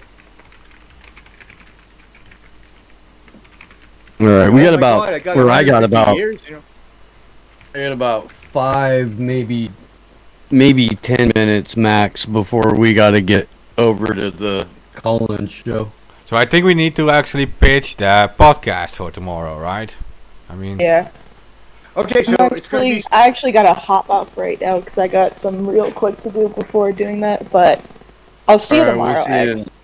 Yeah. And we'll see you in a few, John. Glory's going to be on the show, guys. Mark, Steve, myself. That's pretty much it. And it's gonna. I'm going to sort of reveal the format of the show, like in the sense that I'm going to sort of try out a rhythm that I want to do every week. But tomorrow's show is going to be topic free. We're going to call it the Friends of X Fireside Chat. It's just a way for me to get my foot back into the live media sort of thing and get used to it again. I've been quiet and private for a year now, guys, all by myself. So this is going to be shocking to my system, no matter what. So having my friends around me to buffer me and support me is kind of the plan. And then going forward, we're going to do it every Saturday, starting at noon Central Time to 4 p.m. That's a long show, but then I'm going to edit it up to about 3 hours and put it on YouTube. Every show will be archived on YouTube afterwards. We're going to stream on Twitch TV. It's twitch.tv/CommanderXanon. If you want to go ahead and pre-follow the Twitch channel, you'll get an extra announcement in Twitch to remind you tune in. And that's it, really. I'm going to do it every week, and I'm taking back over my Twitter account as sort of tangent to that, and I'm going to be working that Twitter account like it was the old days. That's the extent of it, though. I'm going to limit my activities right now to just those two things. I want to be able to commit and actually stick with this, guys. So I'm not taking on any more than the Twitter account and the weekly live stream. Hopefully we can have some good people. We're really hoping for Keith McHenry, who's already said yes for next Saturday. That's going to be a really great show, guys. It's going to be all about the history of food not bombs. We're going to air as many videos as we can find about it, and then we're going to have Keith on to talk about the original history. The man's a hero 100 times over. He deserves a movie way more, a documentary movie about his life way more than me. So we're going to have him on first, and then that's just going to be kind of the gist of it. We're going to try to pick a topic and a guest every week, and I really want to try to highlight people who I think are not getting as much of the light as they should. That their work is important, but they're try to lift up people maybe who not everybody is talking about and looking at. So maybe shy away from the superstars who already have enough stuff going on for them, and then try to raise up people who are doing incredible epic work, but maybe not getting those interview requests as much as they would. So try to take it from that angle, and that's the plan, guys. So every Saturday, noon time, Central Time, tune in, twitch.tv/CommanderXanon. Someone asked if you're on YouTube too, but I'm not sure, right?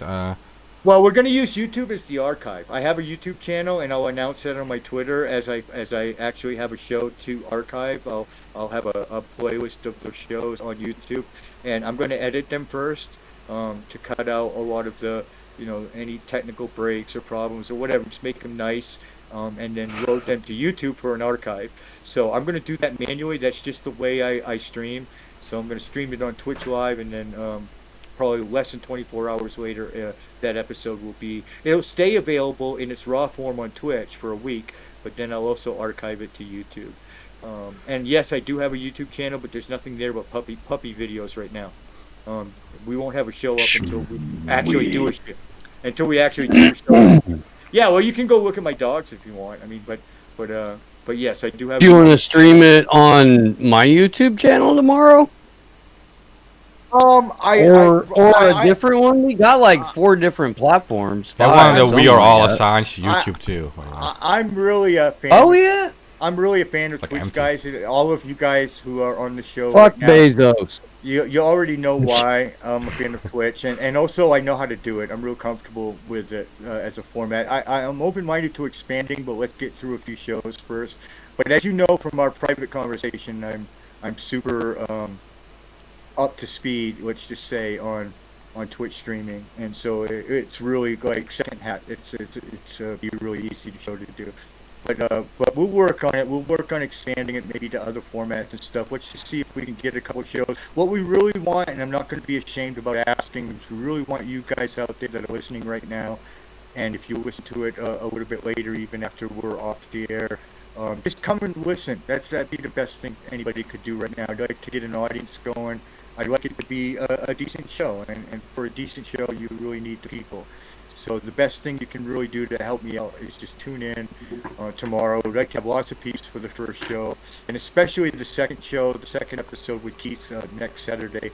Love to have everybody tune in for that, and just support it. I'm going to try to do as good a show as I possibly can. So if you've liked my stuff in the past, if you've liked my material and my media in the past, hopefully you will support the show, and we really need you tomorrow to do that. I'm scared as hell. I'll be honest with you guys. I'm nervous as fuck. I'm nervous as fuck. There are people asking for your Twitter, by the way. Just saying real quick. Yeah, CommanderXanon. It's also same as my Twitch. Both my Twitch and my Twitter are CommanderXanon, all one word. I put it in the chat. And hey, Lubers, I gotta get out of here, and I don't know if you can just kill the Rock Then stream, but that that needs to die so that we can open up the new one for the call-in show. Yeah, so I think we covered everything, right? I mean, Yeah, no, it's great, Mark. Thank you very much for having me. Sorry we missed Tyler. Thanks, Steve. Thanks, Glory, for coming by. They pretty much Hell stopped yeah. in just to sort of support me. Again, I'm really kind of gathering my close friends around me because people I really trust and feel comfortable with. I'm nervous about all this, guys. I won't lie. This whole coming back thing. So it's neat to have my friends around me and all the support. We'll be gentle with you, darling. Oh, just for the first couple of times. After that, I'll become loosey goosey, and you can pound the fuck out of me. All right, I'm getting the fuck out of here. I'll see you guys. And if you're listening in the chat, we'll see you in like 10 minutes. Get your shit together. Call-in show.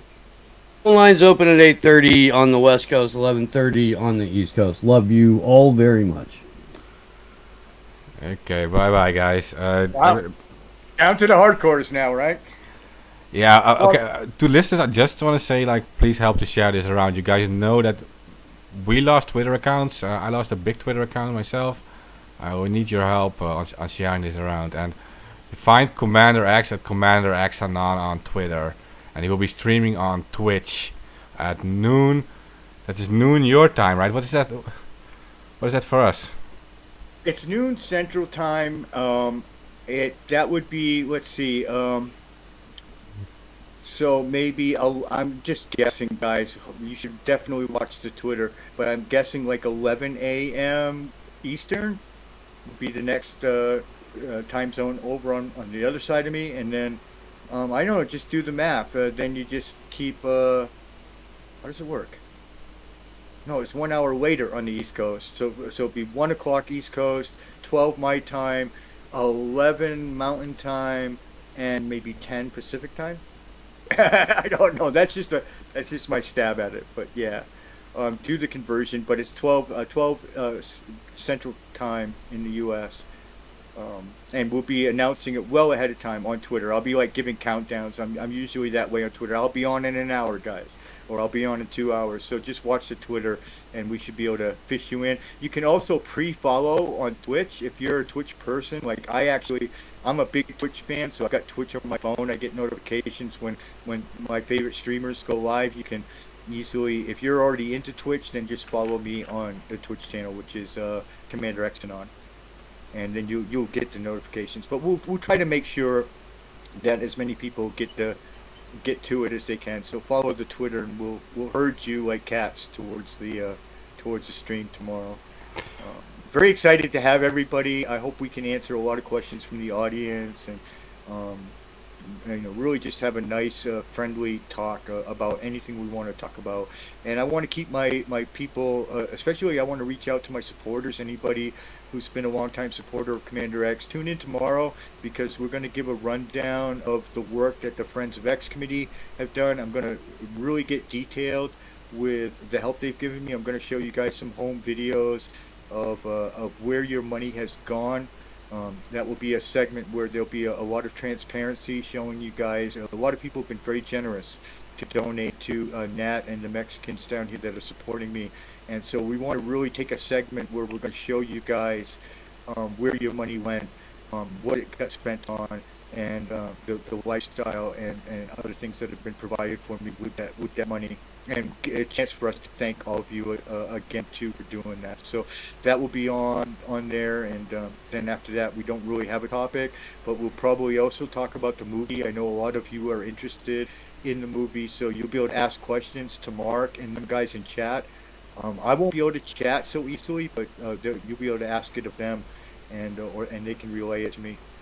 So yeah, just try to open myself up a little bit to some questions and stuff about that. Obviously, that's a big thing, and I think people, especially in activism, have a right to question. Are you making money off this? What's the deal? How did this movie thing come about? So you've got fair questions, and I'm ready to be as transparent as I can be about that part of it too. So if that interests you also, then tune in tomorrow. But even if you're just a friend and you don't really care about any of it and you just want to support, just tune in. I could use the company. Like I said, I'm nervous as fuck to get back in the saddle again. So come hang out with me, and Oh, I have one more maybe- question for I'll you, maybe actually. strong.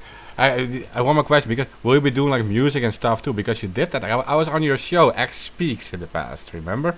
And you had like music on and stuff too. Will you be doing that too for this podcast? Well, I don't want to give it away any spoilers Okay.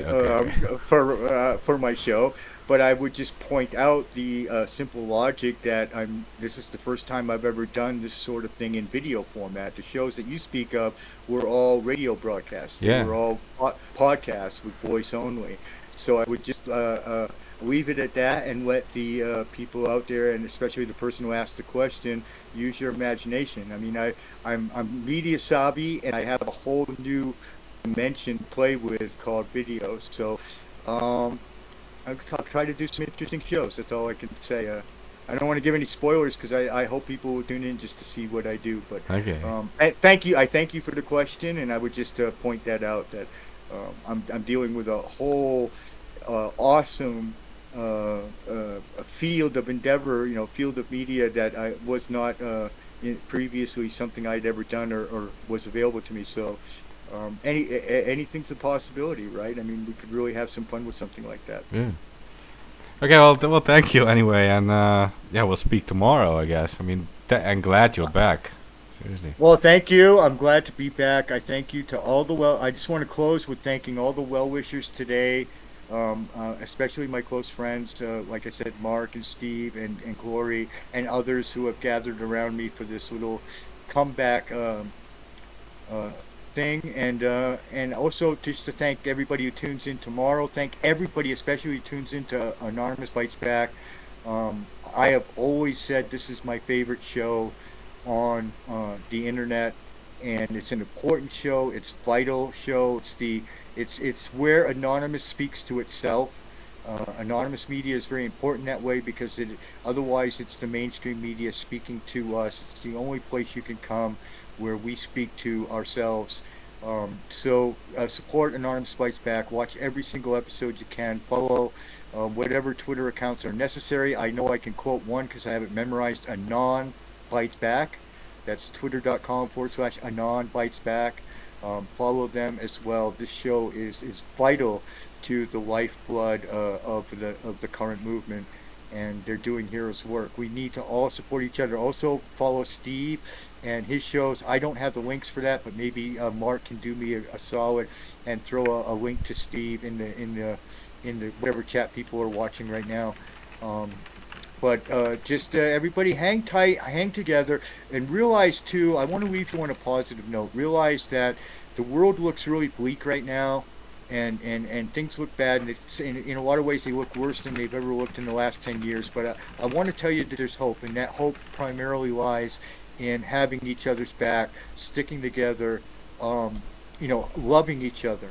I didn't realize until this last year how important that was, and that's something that I feel like I was lacking, and I'm going to change. That's going to be different about me. That I really want to emphasize that we need that whole idea of a non-family that has been so lost in the white noise in recent years. We need to bring that back, and we need to start building families and tribes within the movement. Start loving each other, and if you do all those things, we're going to be fine, guys. We're going to win. Persevere, and we will win. And when you're my age and you're talking to your grandchildren, you'll be able to say you were a part of that. You were a part of making the world a better place for them. It will work. There's no doubt in my mind. I've never doubted that from the beginning, that we have the power to do this. So just be hopeful and be as happy as you can, and come join the show. Maybe it'll be a way that you can release and lighten up and find that hope and happiness. I hope we can share that with you. I hope I can share that with you. It's going to be a little bit of a different X than people remember from the past. I learned a lot in the last year. I went through a lot. I faced death in the eye and won, and now I'm back with a lot of life lessons. And so hopefully, maybe even my fans and supporters who might have found me a little rough around the edges, maybe you'll find a softer, more cuddly X than the past, and I hope so, because I really want people to feel that hope and feel the love for each other, because I think that this is also vital to the revolution. Be hopeful and come by and watch the show tomorrow. I really would appreciate your support, And I thank you for those who already have supported in every kind of way, financially, whatever. And we'll unbox that a little deeper tomorrow. So come tune in. Okay, guys. Thanks for listening. And like I said, please help to share it on all social media, not just on like Twitter and Facebook, whatever, wherever you are. But we need the help as access. We need our message heard by everyone among anonymous, right? Because we're just unbiased grassroots opinions. I mean, we don't. Well, have hopefully too, because Mark, you're the biggest show. Steve is one of the biggest shows in the movement. I would like to think I'll be an impactful show of my own as well. And it's important for us to show people, the lack of rivalry between our channels, the lack of rivalry between us and our personas, and how we're always constantly pushing each other's material out there. That to me is an important lesson that the OGs can share with the people new coming into the movement, who look around and see nothing but fracturedness and disintegration. Hopefully we can reverse that by showing that there's another way you can do this, and that way is that we all support each other's work, we all laud each other, we all give fellas. glory to Jeez, each other. I knew he would jump in. I knew he would jump in because we didn't cut off the Rockfin stream yet, and I was worried. Well, yeah, because we're supposed. I mean, it's either that or we push back the show. Okay, I'm Oh! going to. Let's end. We're ending it right now. This second. Don't worry, Steve. I Okay. didn't realize he was waiting Let's restart that shit though, Sleepy. This We're second, gonna this have second. to. This second, just